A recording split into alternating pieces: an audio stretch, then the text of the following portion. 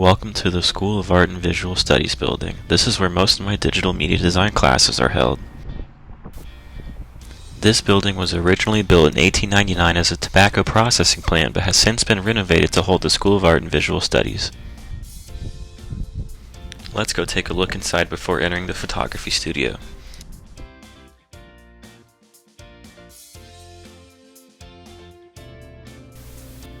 When first entering the building, you are often greeted with student work that has been put out on display.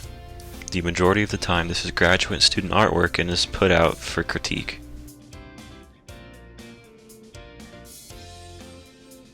Wow, they're amazing.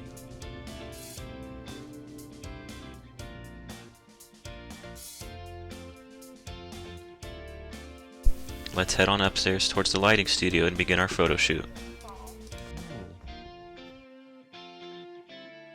Welcome to my favorite place in this building, the lighting studio.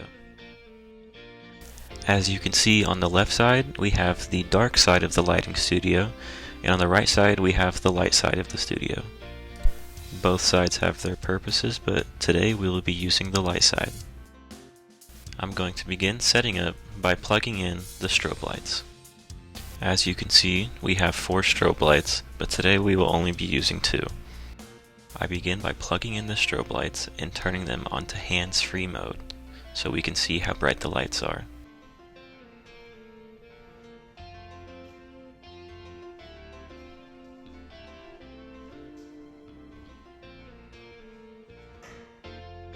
Next up, I grab 2 modifiers, one for each strobe light. I use a beauty dish on the left strobe, and for the right strobe I use an umbrella to help dissipate the light.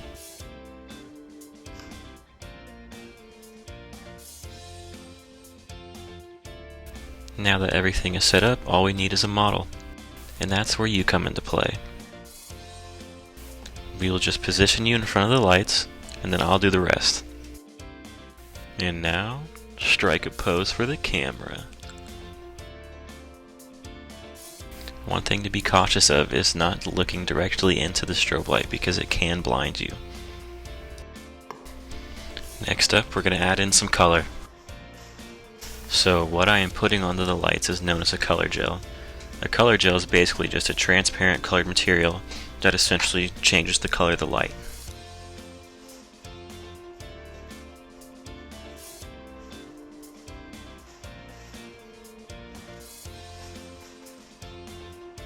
Now that we have the color gels on, it's time for round 2.